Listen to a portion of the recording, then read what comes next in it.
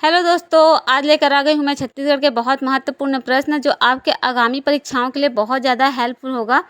तो आपके जितने भी अभी एग्ज़ाम होने वाले हैं, आपको पता है कि हमारे छत्तीसगढ़ में जितने भी एग्ज़ाम होते हैं वहाँ छत्तीसगढ़ के प्रश्न पूछे ही जाते हैं। तो जितने भी एग्ज़ाम होंगे उसमें ये वीडियो आपको बहुत ज़्यादा हेल्प करेगा। तो वीडियो को लास्ट तक ज़रूर देखिएगा और ऐसे फ्री टेस्ट सीरीज़ मैं आपके लिए ला रही हूँ, तो वीडियो को 2 से 3 बार ज़रूर देख लीजिएगा। तो शुरुआत करते हैं हम लोग आज के पहले प्रश्न से। तो स्टार्ट करते हैं video.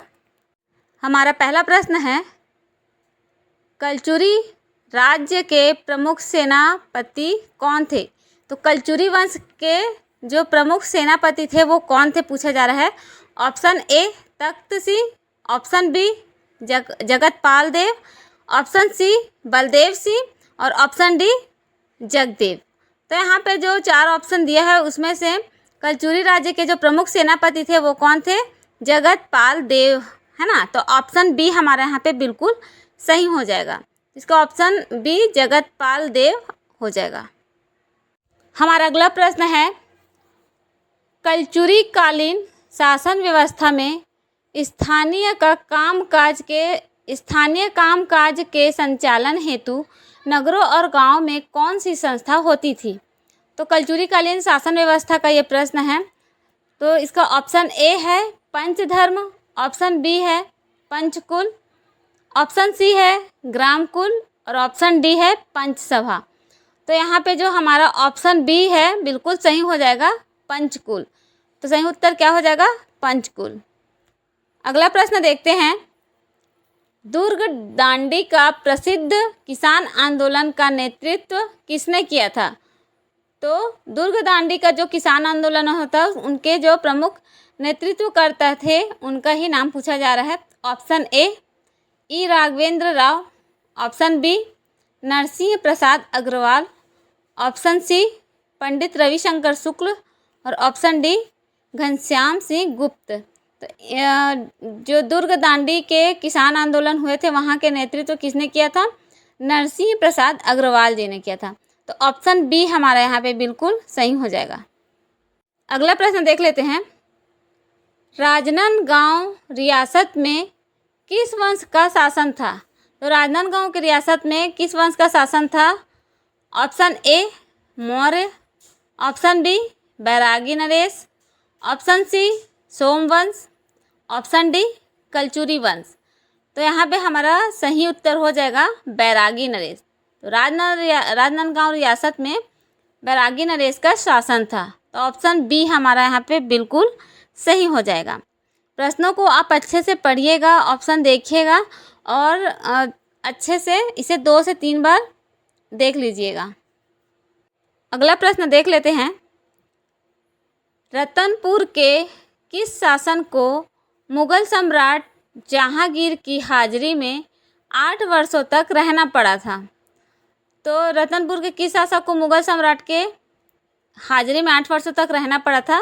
Option A Raja Lakshman Sai, option B Raja Surendra Sai, option C Raja Kalyan Sai, option D इनमें से कोई नहीं। तो जो ऑप्शन सी है हमारा राजा कल्याण साय, उन्हीं को जहांगीर के दरबार में 8 वर्षों तक रहना पड़ा था। ऑप्शन सी हमारे यहाँ पे बिल्कुल सही हो जाएगा। अगला प्रश्न देख लेते हैं, दशरथ की पत्नी कौशल्या के पिता का नाम क्या था? Option A Janak, option B Valmiki, option C Bhanumant, option D इनमें से कोई नहीं। तो आप सभी को इसका आंसर पता होगा। ऑप्शन सी भानुमंत जो है कौशल्या के पिता थे। जनक कौन थे? माता सीता जो है उनके पिता थे। वाल्मीकि उनके गुरु थे, है ना। तो ऑप्शन सी जो है हमारा यहाँ पे बिल्कुल सही हो जाएगा। कौशल्या के पिता का नाम क्या है? भानुमंत। अगला प्रश्न देख लेते हैं, बस्तर का खूनी इतिहास के लेखक कौन थे? तो बस्तर का जो खूनी इतिहास बुक जिन्होंने लिखा है उनके लेखक कौन है? Option A Ravindranath Thakur, option B Dhirendranath Thakur, option C Kedarnath Thakur, option D इनमें से कोई नहीं। तो साहित्य से भी बहुत प्रश्न आते हैं, 1 से 2 प्रश्न आपको देखने के लिए मिलेंगे, आपको अच्छे से पढ़कर जाना है। तो बस्तर का खूनी इतिहास किन्होंने लिखा है? तो केदारनाथ ठाकुर, उनके द्वारा लिखा गया है। ऑप्शन सी हमारा यहाँ पे जो है बिल्कुल सही हो जाएगा। अगला प्रश्न है, छत्तीसगढ़ में मराठा शासन व्यवस्था में कलचुरी काल का कौन सा पद नियमित बना रहा था? तो छत्तीसगढ़ में मराठा शासन व्यवस्था में कलचुरी काल तक का कौन सा पद है जो नियमित बना रहा? ठीक है, ऑप्शन ए कमाविसदार, ऑप्शन बी फडणवीस, ऑप्शन सी गोटिया और ऑप्शन डी इनमें से कोई नहीं। तो इनमें से जो गोटिया पद है वो नियमित बना रहा था। ऑप्शन सी जो है हमारे यहाँ पे सही हो जाएगा। कमाविसदार कौन है? तो कमाविसदार जो थे सूबेदार जो होते थे, तो परगना के जो सर्वोच्च होते थे, है ना। कमाविसदार क्या है? परगना के जो सर्वोच्च अधिकारी होते थे, जो सूबेदार के प्रति उत्तरदायी जिनका होता था, वही कमाविसदार कहलाते थे। ठीक है।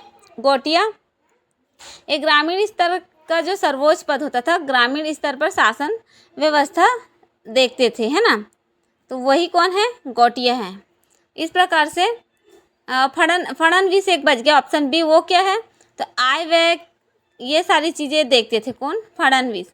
तो ऑप्शन सी हमारा सही हो जाएगा, गोटिया, जो छत्तीसगढ़ में मराठा शासन व्यवस्था में कलचुरी काल तक का नियमित बने रहने वाला पद था। ठीक है, तो ऑप्शन सी हमारे यहाँ पे सही हो जाएगा। अगला प्रश्न देख लेते हैं। 1857 के क्रांति के समय रायपुर के डिप्टी कमिश्नर कौन थे? Option A major Agnew, option B major Sidwell, option C captain Elliot और ऑप्शन डी है इनमें से कोई नहीं। तो 1857 की क्रांति के समय रायपुर के डिप्टी कमिश्नर कौन थे? तो वो थे कैप्टन इलियट। तो ऑप्शन सी हमारे यहाँ पे सही हो जाएगा। और मेजर एगेन्यू ये क्या है?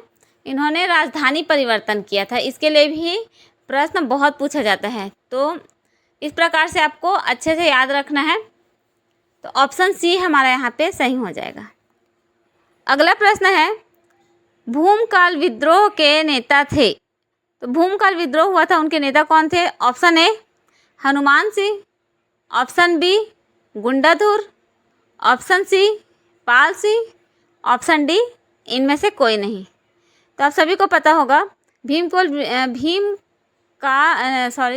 भूमकाल है, सॉरी यहाँ पे भूतकाल लिख गया है, लेकिन ये भूमकाल है। तो भूमकाल विद्रोह के नेता कौन थे? गुंडाधुर। तो ऑप्शन बी हमारे यहाँ पे क्या है? बिल्कुल सही हो जाएगा। अगला प्रश्न है, इस क्षेत्र में बिरसा मुंडा आदिवासी विद्रोह के नायक थे, है ना। Option A Santhal Pargana, option B Chota Nagpur, option C Telangana और ऑप्शन डी है इनमें से कोई नहीं। तो बिरसा मुंडा आदिवासी विद्रोह के नायक किस क्षेत्र से थे? तो वो थे छोटा नागपुर। तो ऑप्शन बी जो है हमारा यहाँ पे बिल्कुल सही हो जाएगा। तो फ्रेंड्स, ये थे कुछ महत्वपूर्ण प्रश्न जो कि आपको सारे ही एग्जाम में हेल्प करेगा। ये छत्तीसगढ़ के जितने भी प्रश्न मैंने आपके लिए लाया है बहुत ज़्यादा महत्वपूर्ण है। इसका जो एक और पार्ट है वो वीडियो पहले से अपलोडेड है, आपने नहीं देखा है तो आप जाकर देख सकते हैं। चैनल में नए होंगे तो वीडियो में नए होंगे तो चैनल को सब्सक्राइब कीजिएगा। वीडियो अच्छी लगी होगी तो लाइक कीजिएगा और वीडियो को ज़्यादा से ज़्यादा शेयर कीजिएगा। तो अच्छे प्रश्नों के साथ में मैं जल्दी से आपसे मिलूँगी। तो आज का वीडियो कैसा लगा कमेंट जरूर कीजिएगा। जल्दी से मिलेंगे एक अच्छे से वीडियो के साथ। जय हिंद।